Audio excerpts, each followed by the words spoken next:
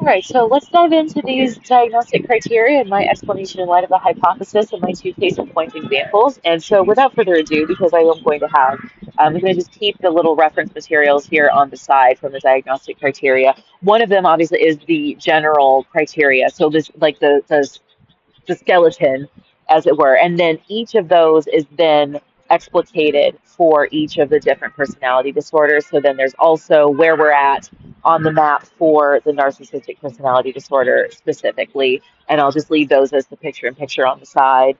Um, and so let's just dive in. This is the first attribute. They're always dragging other people into things. This attribute can be interpreted in both quantitative and qualitative senses. That is to say that in the quantitative sense, a narcissist refers to other people to support their perceptions too often. And in the qualitative sense, a narcissist makes unwarranted appeals to the opinions of others as external evidence to support their usually subjective perceptions. Can you spot the differences between these two hypothetical statements, both of which could be uttered by the same person? So I do have a footnote here, which the footnote is trivial, but it's interesting trivia, and for moving forward, I think it kind of helps to like put it into perspective a little bit. So as of this writing, only Robert Lopez has won each of these awards more than once. He is predominantly a musical theater producer, perhaps best known for the song Let It Go from Disney's Frozen, which he co-wrote with his wife, Kristen Anderson Lopez. No word on how he feels about his high school enemies, if he even has any. All right. So, like I said, right, spot the differences between these two hypothetical statements, both of which could be uttered by the same person, right? So imagine, right, like this is two different ways of telling someone their qualifications, okay? I'm one of the greatest musicians of all time. I have recorded 10 best-selling studio albums, 2 certified diamond, 8 platinum. I have won 14 Grammys, 3 Oscars, 2 Tonys, and 2 Emmys. I'm one of only a handful of people to have all 4 awards, and I have multiples of each, which puts me in a class by myself. Or, I'm one of the greatest musicians of all time. I have people tell me all the time that I have one of the best voices they have ever heard, and people beg to pay me to write songs for them. Even my high school enemies track me down and hit me up to congratulate me on my success. It's not unusual for the general population to read statements like these and stereotypically place both in the realm of narcissistic utterance based on the first assertion alone. Referring to oneself as one of the greatest musicians of all time? Egregious. To the contrary, this assertion alone is not sufficient nor perhaps even noteworthy toward a diagnosis of NPD. Assuming that this person is in fact a noteworthy performer, it is not only quite possible that they are correct, but they are in a sociological context in which it is not only common, but somewhat expected to have this attitude about oneself. The point of interest with respect to a diagnosis of NPD is the manner in which this first assertion is supported. The first statement includes numerous objectively defined benchmarks of success in music. The second statement is nothing but hearsay that, for all intents and purposes, is most likely bullshit. In statement one, the speaker continues to support the claim that they are one of the greatest musicians of all time with objective, verifiable facts. These facts are likely to be recognizable to anyone who hears them as well. Most people know what these awards are and are at least somewhat familiar with the system of grading albums based on sales. Alternatively, in Statement 2, the speaker supports the claim with several instances in which the opinions of a relatively small group of other people are sufficient to arrive at the conclusion. This evidence falls short in light of scrutiny, as these opinions of only a minuscule percentage of the population of human beings is hardly convincing enough to support the highfalutin conclusion. This is a common misconception of a narcissist. Everyone's opinion is easily influenced by others' opinions. To be more exact, they perceive everyone else's opinions as being as easily influenced by others' opinions as they are influenced by them. Just tell them you don't give a flying fuck what Felicia said and watch them glitch out. Another way that narcissists utilize other people is in their well-documented smear campaigns against their targets. Narcissists will proactively get others on their side so that when the target tries to go to them for help, the target is essentially left out in the cold. Narcissists will beat you to the punch, but I argue that it's not because they are out to get you, per se. They likely genuinely see you as the bad guy. Remember Chris and Alex? Chris has already told everyone that Alex is an argumentative prick who told them they were wrong to think that blue was the best color. What other people hear is that Alex, who is guilty of doing the things that Chris is actually doing because they are misconstruing what Chris means when saying that blue is the best color. Chris has no idea that they are, in fact, the one who is guilty of doing what they believe Alex is doing. Chris was so upset by the exchange that they complained about Alex to other people. Alex is flabbergasted by the experience but doesn't find it remarkable. But now all of their mutual friends are weird around Alex. Alex finally says something, but the friends all think that Alex and Chris just don't seem to get along and tell Alex to leave Chris alone. Alex has no idea any of this has anything to do with Chris until they said so. Now Alex has an idea that this is stemming from the bizarre favorite color conversation, so Alex mentions it. But none of the friends will believe Alex's story because thinking there's a literal best color sounds so incredible. Now Alex has no friends because they are the asshole who tried to accuse Chris of being nuts. So I feel like I could dive into this a little deeper or explicate it a little further, but I don't think I'm going to for the purposes of publishing. I think it's a good enough framework, but just in case. So basically, right, the problem stems from nobody's going to believe that Chris is this weird, right? So now Alex sounds like they're trying to make excuses for their behavior by making Chris sound weird, which is what a narcissist is doing when they told you in the first place about the conversation with so much confidence. But they actually did tell y'all when they told you the conversation, they did say, oh my God, you'd never believe Alex thinks that blue isn't the best color. And had this whole argument with me about the fact that I think blue is the best color. They don't know that Chris actually means there's a best color objectively. So while Chris is seemingly speaking regular English to the people that he's turning against Alex, those people don't have any way of actually grasping that Chris is being that serious. So when Alex tries to explain to them, no, Chris doesn't simply have the favorite color blue. Chris actually believes blue is objectively the best color there is. That was the root of the argument, right? That we are all now being narcissistically abused by Chris. Chris has now destroyed everyone's friendship with Alex because of this. Because his own, or her own, sorry, like I said, I purposefully chose these names on purpose to be non-gender specific. Anywho, point is, right, Chris doesn't have any idea that they're wrong. Nobody believes that Chris actually believes what Chris believes. Everybody, it's easier to believe. It's kind of like a problem of Occam's razor, right? It's easier to believe maybe that Alex is just being a jerk about Chris, but that at the end of the day, right, they're like, Alex just needs to stay away from Chris. Like Chris and Alex don't get along. That is true. But the problem is that now that everybody feels weird about Alex, Alex is going to have to like shift their whole social paradigm because of Chris when it should be the other way around, right? Everybody should be recognizing, hey, but if Alex is telling the truth, Chris actually believes weird things about the world. So, like, Chris isn't necessarily an asshole. Chris is crazy. Right? Chris is operating with a diminished capacity, right? Chris is someone that maybe we can't actually trust fully. All right. So, moving right along. Sufferers of narcissistic abuse often report feeling victimized twice, once by the narcissist, then by those who don't believe their reports of the narcissistic behavior. Case in point one, they'll tell you stories about other people, but they'll often be unrelatable. She told me a story about her grandpa several times that made absolutely no sense. She thought it was funny, but I couldn't make heads or tails of it, and I told her so every time. It was something about being at a family reunion and her grandpa making a joke about catching a tiger by its big white toenail. Like, she told me this story like 6 or 7 times, expecting me to laugh at it, or like that it was supposed to be some kind of relation.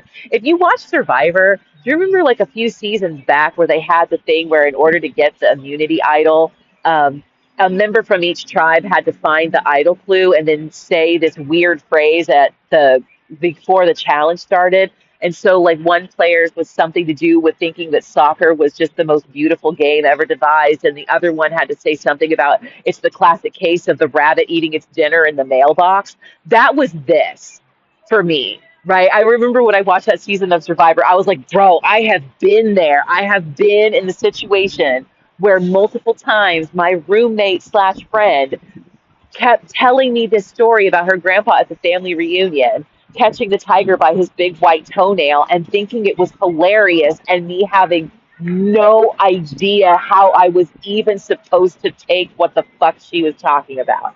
But and even despite telling her, girl, this story, like, it doesn't even make sense. Like, it's not only not funny, you kind of sound like a crazy jackass every time you tell it. And like, I'm an honest person, so like, I've told her this. Every time you bring this up, you just sound like a lunatic. It never penetrated, right? She just didn't get. She's like, it's hilarious. It's hilarious. It's hilarious. It's not, girl. It's not. I don't know what else to tell you. But what is hilarious is that you think this is supposed to be hilarious when it doesn't even make sense. Right? When it doesn't even make any fucking sense. Okay, so anyway, it's like that's it. That's the story. It's supposed to be funny. I have no idea what any of it was even supposed to mean.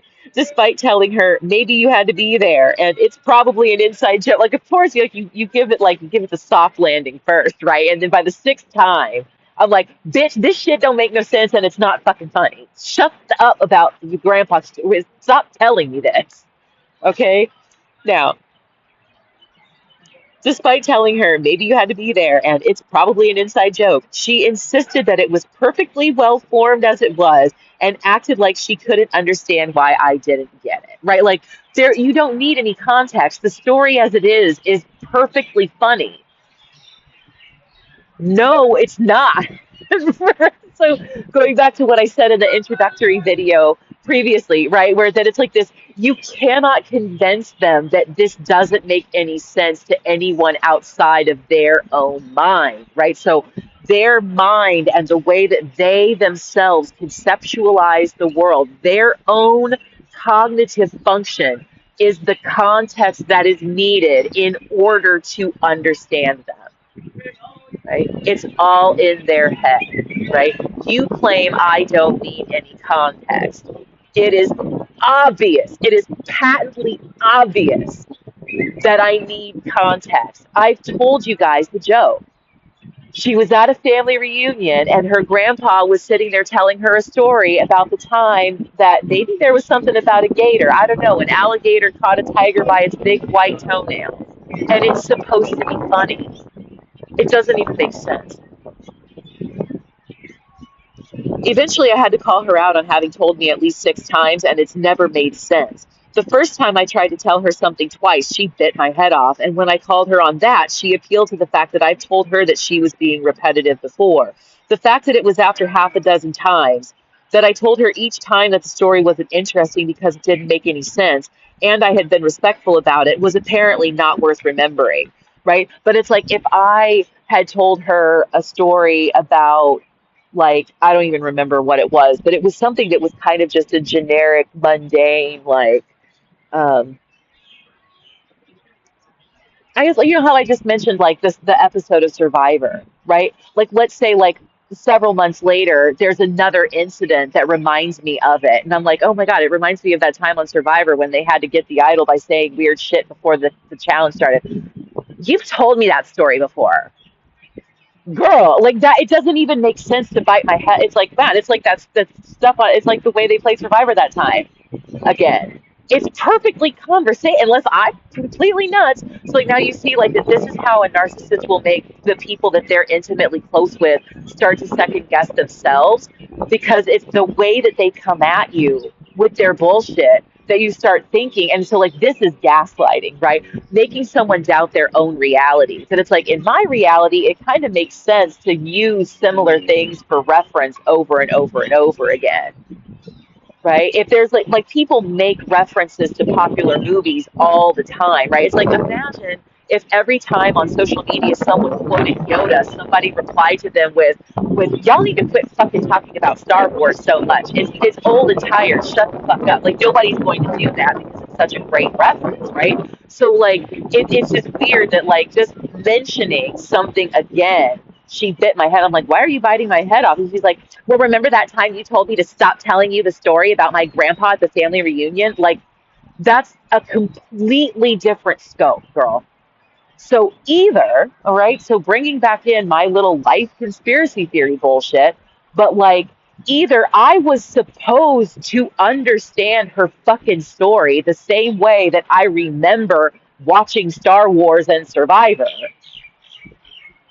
right? Or she's completely batshit. So we're going to see this repeated with the 5 years that I spent living with the guy here in Hawaii. This same shit, these same behaviors. Okay, so case in point, too. They like to bolster assertions with support from others, even though you could obviously ascertain the validity for yourself from personally observable evidence. It's going to rain today. Even Felicia said so, he confidently told me. I looked out the window at the dark, gloomy sky. It was still early, and I concluded that the sun rose, it would chase the clouds away, right? So, and I concluded that as the sun rose, it would chase the rain clouds away. I can see that for myself, I said as I gestured toward the window. I don't think it's going to rain, I replied defiantly, hoping in vain that he would recognize how thoroughly ridiculous it was to provide me with a weather report. He just laughed. But it wasn't the weather report that made this statement noteworthy. It's supporting it by unnecessarily referring to someone else. It might surprise some people that this criterion is quite literal. When you're around a narcissist long enough, the constant name dropping will become infuriating. The problem is that if you tell them you don't give a flying fuck what Felicia thinks, they will ask you why you have a problem with Felicia. You'll swear that the narcissist knows what they're doing because they always have a counterattack built into anything they say. But I suspect the reason is less sinister. They find it easy to see counter arguments that don't relate to themselves because they can't relate the negative comments to themselves in the first place. I feel like I kind of want to bold and italicize this, right? This is the key right here. When I say can't, I mean can't. I mean they lack the neurological structures necessary for their brains to perform this function. They cannot relate your negative criticism to being them. So they easily spot how to twist it into being someone else.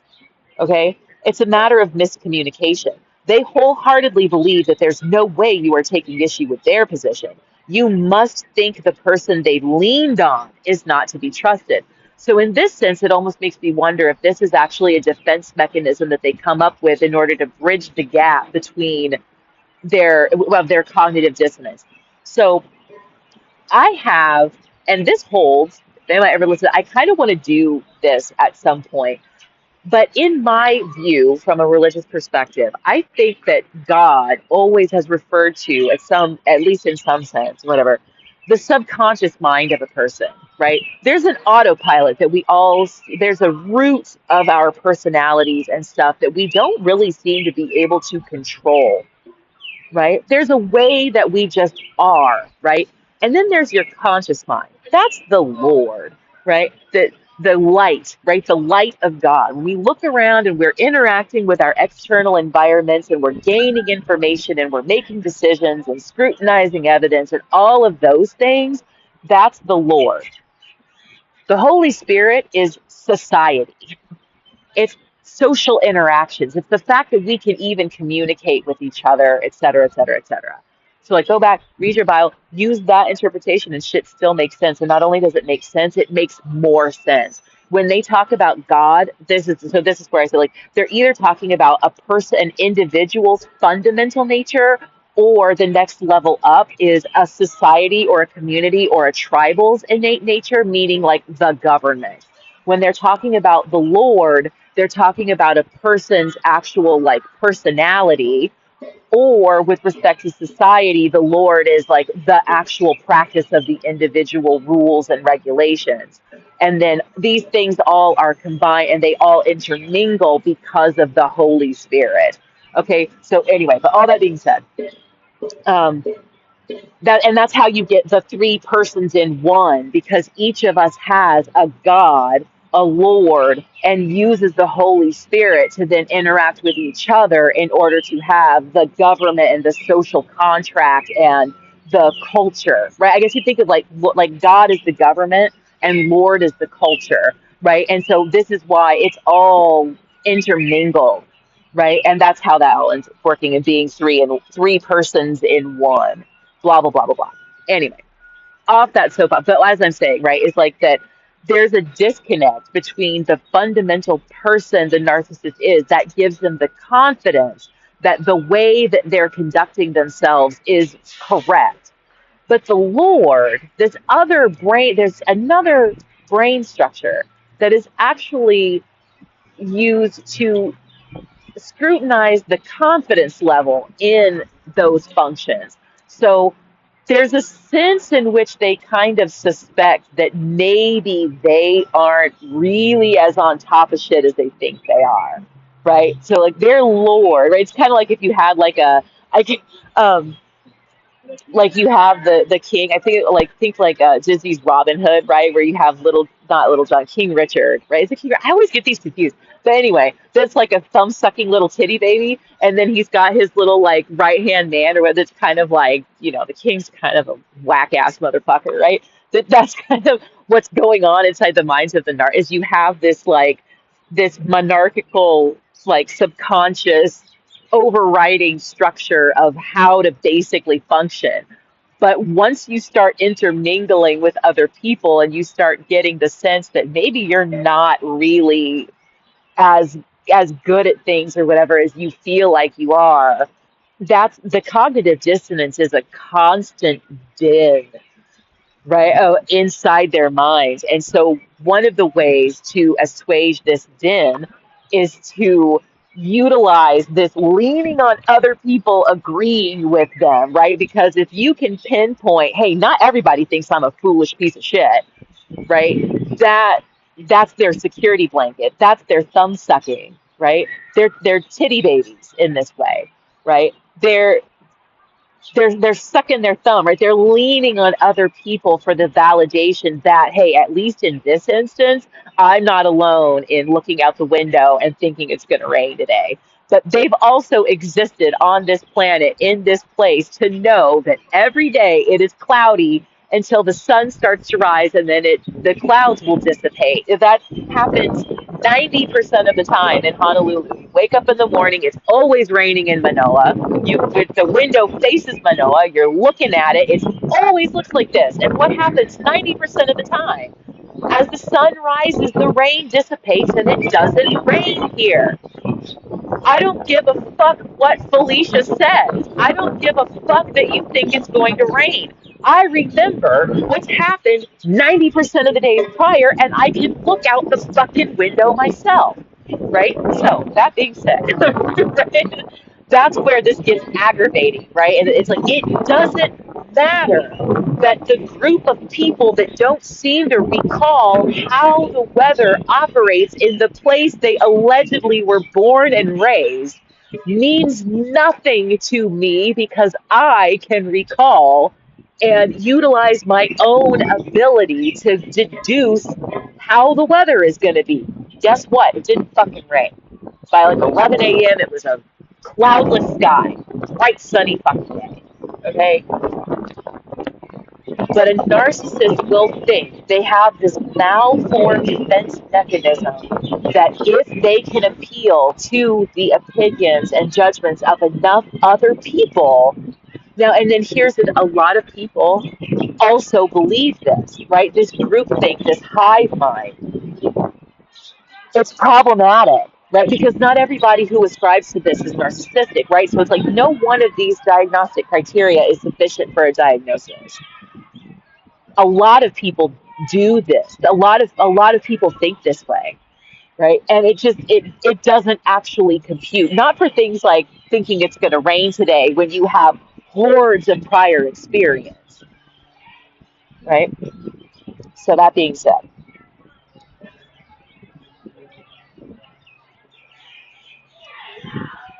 they wholeheartedly believe that there's no way you are taking issue with their position. You must think the person they've leaned on is not to be trusted. Or is it sinister? Do narcissists do this because then they can deny being wrong when it doesn't rain?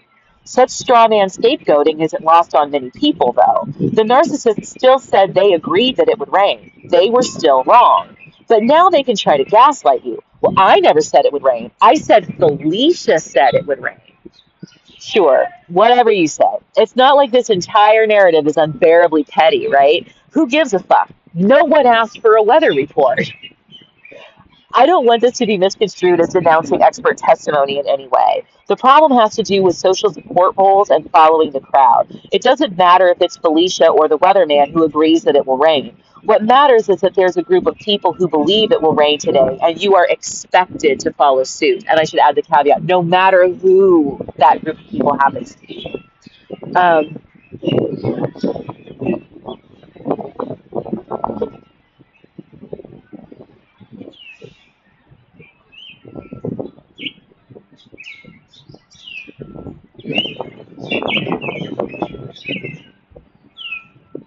okay.